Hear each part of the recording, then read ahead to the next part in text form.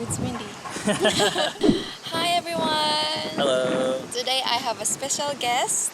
My name is Chris Diaz. Nice to meet you guys. I think some of you guys want to live in Japan when this pandemic is over, and Chris has been living in Tokyo for a couple of years, so I want to ask him some questions about living in Tokyo.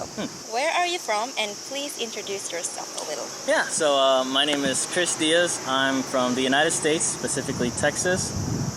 I'm from a little town called Graham, but I was born in Dallas, Texas, so that's what I claim. Yeah. From Dallas, Texas, USA. How long have you stayed in Tokyo? Yeah, so I came to Tokyo about 2 years ago, I think. I came in December of 2018, and it is currently August 2020. So yeah, about 2 years. 2 years now, yeah. 2 years. But I've lived in Japan for a total of 5 years now. In Okinawa for 3 years? Right, yeah. And in Tokyo for 2 years. Yep. What made you come to Japan and stay here? Yeah, so that's actually two different reasons. So what made me come to Japan was work. Yeah, so I used to be in the U.S. military, and I was stationed in Okinawa. So that wasn't really a choice. They just kind of sent me there. But what made me stay was the culture, the people, and everything, you know. Like, when I got there, you know, I just kind of fell in love with it. Wow. And so when I went back to America, you know, I missed it so much that I was just like, I have to come back. And so after about a year, I came back to study in Tokyo. And now here I am. What's the best thing about living in Tokyo? The thing that I think I love the most is just like how there's so much to do. You know, there's so many places, so many like cool people and everything. Like, I'm from a small town in America where, you know, all we have is like a diner or something. You know, there's not a whole lot to do. But here in Tokyo, you know, I've been here for 2 years.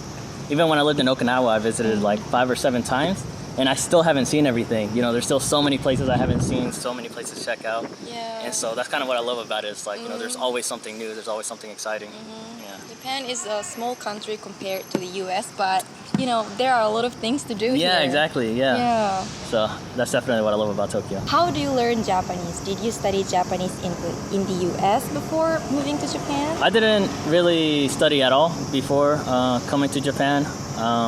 The little bit that I did know, I learned from like anime and stuff, because like, you know, I used to watch like Dragon Ball Z and Naruto and stuff. So I learned simple stuff like, you know, sugoi or hi, wakarimashita, stuff like that. Yeah. But that's pretty much all I knew. I didn't start studying until I got to Okinawa, and even then it took about a year, because everybody I worked with is American, so I only needed English. But once I started making Japanese friends, you know, I was like, oh, I should start, you know, learning a little bit. So that's when I started studying.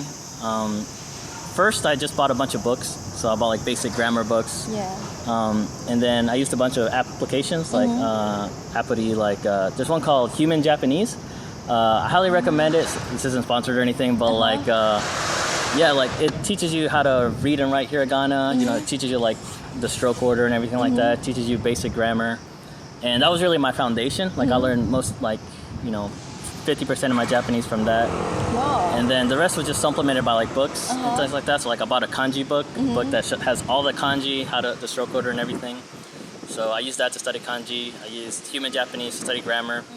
And then just making Japanese friends was really like, that was the big one. So like I learned like maybe 80% of my Japanese from just speaking with native speakers, things like that, making friends, going out, hanging out. Now, I kind of got lazy with it, but I'm learning some of my part-time job now. I work at Don Quixote, and that's where I've been learning some like keigo and stuff like that. You know, instead of saying "krisu desu," now I'm like "krisu to moshimasu." Yeah, stuff more that, like so. polite. Yeah, exactly. So yeah, that's how I've been studying so far. How was your school life in Tokyo?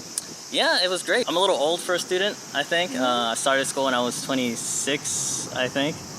But it was a really good time. Yeah, I loved it. You know, I love meeting new people. You know, university was a good way to do that. And especially at my university, it was like a international type of vibe. Like, it's an American university in Japan. So people from all over come. You know, I had Norwegian friends, friends from Korea, Taiwan, America, you know, Switzerland. So, you know, I really enjoyed like finally being able to go to like a university school and enjoy university life, you know, hanging out with friends, doing like school festivals and things like that. You know, I had never done a festival before, so that was fun. I got to go on the stage and play music in front of people, so yeah, I loved it. Wow. What's your favorite place in Tokyo? So if I had to pick one place, It would definitely be Golden Guy. Do you In know Shinjuku? it? Yeah. So. There are a lot of like izakaya. Yeah, exactly. So, yeah, there's a city in Tokyo called Shinjuku, and specifically an area called Kabukicho, which is kind of like, it's kind of known as like the red light district, like a little riskier. I think so. Definitely for like, you know, more grown-ups and things like that. And within there's this place called Golden Guy, which is like, it's like a bunch of little alleys and streets full of like bars and pubs and izakayas and things like that. And I just like it because it's like really international. Like same thing. I love meeting new people. So like you know, you get people like I've met Australians there, Russians, like wherever. Like I've met all kinds of crazy people through there. So like, and it was really close to my university too. So you know, it's like we'd finish class and we'd go there, hang out, Drinking. Drinking, meet some cool people. And so yeah, I'd say Golden Guy is probably my favorite area in Tokyo. Is there anything that took a long time to get used to in Tokyo? You know, before when I was in the military, it's like they kind of take care of everything for you. It's like when you go to the airport, somebody picks you up. You know, you take a bus, they take you straight to your apartment or whatever. But here it's like, you know, there's nobody to really help you. Like, especially like immigration, there's not a whole lot of English speakers there. So like, as far as like actually living in Japan, like things like recycling, you know, getting your residence card, going to like the city ward office, like healthcare, just like setting up that kind of stuff was like getting into the rhythm of like paying your bills at the convenience store and things like that. Like that was something I definitely wasn't used to. But yeah, after like a few months, you know, you kind of start figuring it out. Like you start knowing where to go. It's like when I go to immigration now, I know, okay, second floor, talk to this person first. You know, take my bills, go to the convenience store, take them there. So that probably took the longest. But you know, after a few months, you know, you get into the rhythm of it. You know? It's like you do the same things over and over again.